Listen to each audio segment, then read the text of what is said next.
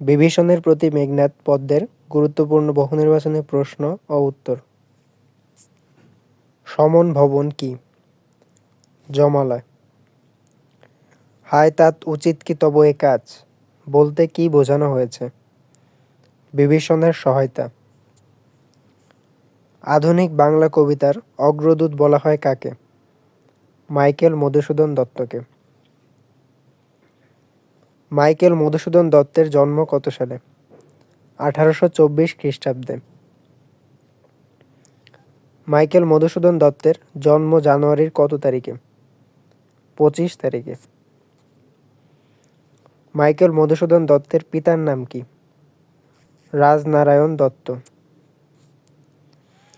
Greek, Latin, Hebrew, ফরাসি, German, ইতালীয় প্রভৃতি ভাষায় দক্ষতা ছিল কোন কবির? মাইকেল মধুসূদন দত্তের। মাইকেল মধুসূদন দত্ত কোন কলেজে অধ্যয়ন করেছিলেন? হিন্দু কলেজে। মাইকেল মধুসূদন দত্ত কত সালে খ্রিস্ট ধর্ম গ্রহণ করেন? 1843 খ্রিস্টাব্দে। মধুসূদনের নামের আগে মাইকেল শব্দটি যোগ করেন কখন? খ্রিস্ট ধর্ম গ্রহণের কালে। মাইকেল মধুসূদন দত্ত কত সালে নামের আগে মাইকেল শব্দটি যোগ করেন? 1843 খ্রিস্টাব্দে। সাহিত্য চর্চার শুরুতে মাইকেল মধুসূদন দত্ত কোন ভাষায় গ্রন্থ রচনা করেন? ইংরেজি। মাইকেল মধুসূদন দত্তের সাহিত্যে কোন দুটি বিষয়ের আশ্চর্য মিলন ঘটেছে? রোমান্টিক ও ধ্রুপদী সাহিত্যের। মধুসূদন পূর্ব 1000 বছরের বাংলা কবিতা কোন ছন্দে লেখা হতো? পয়ার। মাইকেল মধুসূদন দত্ত কোন ছন্দের প্রবর্তক? অমিত্রাক্ষর। অমিত্রাক্ষর ছন্দ মূলত কোন ছন্দের নবরূপায়ণ? অক্ষরবৃত্ত। মাইকেল মধুসূদন দত্তের শ্রেষ্ঠ কীর্তি কোনটি? মেঘনাদ বধ কাব্য। একে কি বলে সভ্যতা কি ধরনের গ্রন্থ? প্রহসন। নিচের কোনটি মাইকেল মধুসূদন দত্ত রচিত প্রহসন? একেই কি বলে সভ্যতা। নিচের কোনটি মাইকেল মধুসূদন দত্ত রচিত প্রহসন? শর্মিষ্ঠা। মাইকেল মধুসূদনের জন্ম কোন জেলায়? যশোর। মধুসূদনের জন্ম কোন গ্রামে? সাগরদাঁড়ি। মধুসূদন কত সালে মৃত্যুবরণ করেন? 1873 সালে। কোনটি মাইকেল মধুসূদন দত্তের প্রয়াণ দিবস? 29 জুন।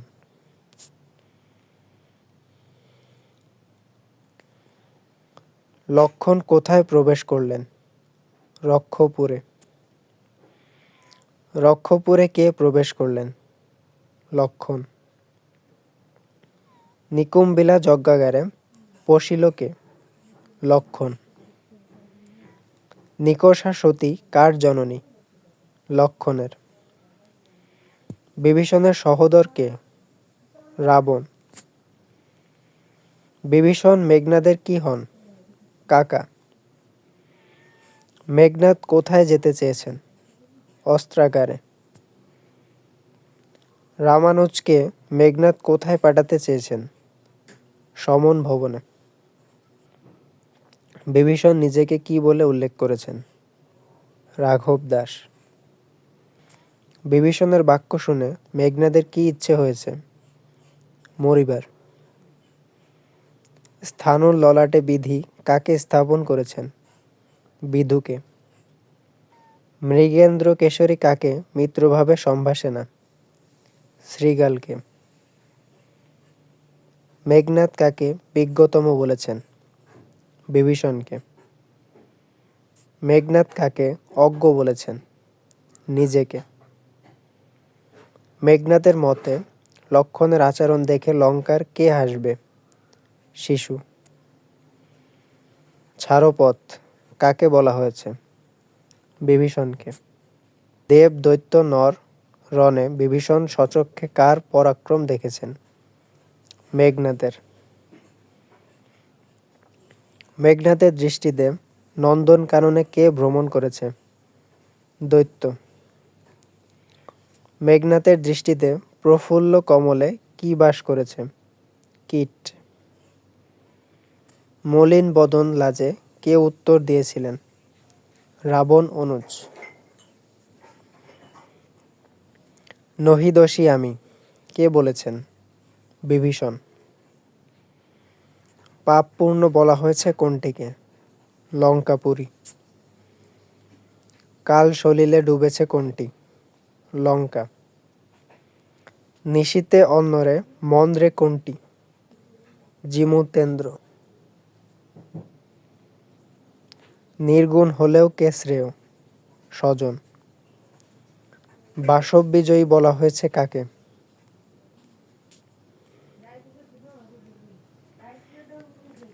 মেঘনাদকে।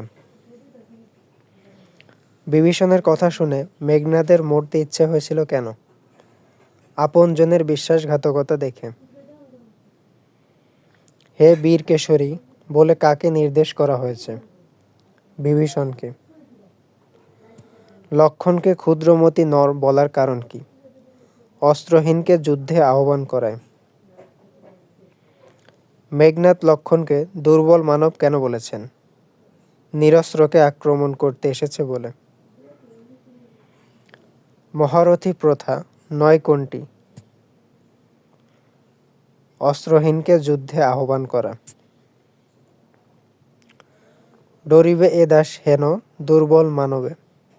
এখানে দুর্বল মানবকে? লক্ষণ। নিকুম্ভিলা যজ্ঞাগারে প্রগলভে পশিল দম্ভী। এখানে দম্ভী বলে কাকে বোঝানো হয়েছে? মেঘনাদকে। দুরাচার দৈত্য বলে কাকে নির্দেশ করা হয়েছে? লক্ষণকে। রাবণ অনুজ বলে কাকে বোঝানো হয়েছে? বিভীষণকে। রাবণ আত্মজ শব্দটি কার সম্পর্কে ব্যবহৃত হয়েছে? মেঘনাদ। বিভীষণ রাজা বলতে কাকে বুঝিয়েছেন? রাবণকে। লঙ্কার দুরবস্থার জন্য বিভীষণ কোন বিষয়টিকে দায়ী করেছেন? রাবণের যুদ্ধনীতিকে। বিভীষণের বিমাতাসুলভ আচরণের জন্য মেঘনাদ কোন বিষয়টিকে দায়ী করেছেন? সঙ্গদোষ। বাসব ত্রাস বলে কাকে বোঝানো হয়েছে? মেঘনাদকে। মেঘনাদকে বাসব ত্রাস বলার কারণ কি? বাসবকে পরাজিত করেছে বলে। রুশিলা বাসব ত্রাস কেন? রামের পক্ষাবলম্বনের ব্যাখ্যা শুনে। বীরেন্দ্র বলি কাকে বোঝানো হয়েছে? মেঘনাদকে। রাক্ষস রাজা অনুজ বলে কাকে সম্বোধন করা হয়েছে? বিভীষণকে। হেন সহবাসে হে পিতৃব্য বর্বরতা কেন না শিখিবে। এখানে কোন সহচর্যের কথা বলা হয়েছে? রাম লক্ষণের। গুণহীন স্বজন শ্রেয় কেন? প্রকৃত বান্ধব বলে। বিভীষণ ও মেঘনাদের মধ্যে কোন সম্পর্কটি বিদ্যমান? কাকা ভাইপো। কার সহায়তায় লক্ষণ যজ্ঞাগারে প্রবেশের সুযোগ পেয়েছিলেন? বিভীষণ। বিভীষণের প্রতি মেঘনাদ কবিতায় তাত কাকে বোঝানো হয়েছে? বিভীষণকে। শিক্ষক ছাত্রকে মেঘনাদের পিতৃব্যের নাম জিজ্ঞেস করলেন। ছাত্র কোন নামটি বলবে? বিভীষণ। ক্লাসের সবচেয়ে মেধাবী ছাত্রের কাছে তুলনামূলকভাবে দুর্বল ছাত্র মেঘনাদের পিতার নাম জানতে চাইল। মেধাবী কোন নামটি বলবে? রাবণ। ঘরের শত্রু বিভীষণ এ প্রবাদ বাক্যটি বিভীষণের কোন আচরণকে কেন্দ্র করে প্রচলিত? শত্রুপক্ষের সঙ্গে আঁতাত। রাঘব দাস আমি উক্তিটির সঙ্গে বাংলাদেশের মুক্তিযুদ্ধের সময় বিশেষ ভূমিকায় অবতীর্ণ কাদের সঙ্গে মিল রয়েছে? রাজাকারদের। চণ্ডালে বসাও আনি রাজার আলয়ে পঙ্গুক্তিটির মধ্য দিয়ে কোন ভাব সর্বাধিক জোরালো হয়েছে? তিরস্কার। বিভীষণের প্রতি মেঘনাদের বক্তব্যে কোন বিষয়টি প্রাধান্য পেয়েছে? কুল মর্যাদা। মেঘনাদকে রাবণী সম্বোধন করা হয়েছে কোন যুক্তিতে? রাবণের শ্রেষ্ঠ পুত্র বলে। বিভীষণের স্বজনের প্রতি বিশ্বাসঘাতকতার পিছনে কোন বিষয়টি ক্রিয়াশীল ছিল? ধর্মবোধ। আত্মপক্ষ সমর্থনের ক্ষেত্রে বিভীষণ কোন বিষয়টিকে সামনে এনেছে? নৈতিকতা। সচক্ষে দেখেছ রক্ষশ্রেষ্ঠ পরাক্রম দাসের। মেঘনাদের নিজেকে দাস বলার পেছনে কোন মনোভাবটি ক্রিয়াশীল? বিনয়। রাবণের মধ্যম সহোদর কে? কুম্ভকর্ণ। বিভীষণের প্রতি মেঘনাদ কবিতায় অরিন্দম কে? মেঘনাদ। রাবণের মাকে কি নামে অভিহিত করা হয়? নিকষা। মেঘের ডাক বা আওয়াজকে বিভীষণের প্রতি মেঘনাদ কবিতায় কি বলা হয়েছে? জিমুতেন্দ্র। কাকে রথী বলা হয়? রথ চালক। কর্মদোষে কনক লঙ্কাকে বিপদগ্রস্ত করেছেন কে? লঙ্কার রাজা। রাবণের মাকে কি নামে অভিহিত করা হয়? সুমিত্রা। তাত শব্দটির অর্থ কি? পিতা। নন্দনকানন কি? স্বর্গের উদ্যান। বিধু শব্দের অর্থ কি? চাঁদ। আহবে শব্দের অর্থ কি? যুদ্ধে। দুর্মতি শব্দটির অর্থ কি? অসৎ বুদ্ধি। তস্কর শব্দটির অর্থ কি? চোর।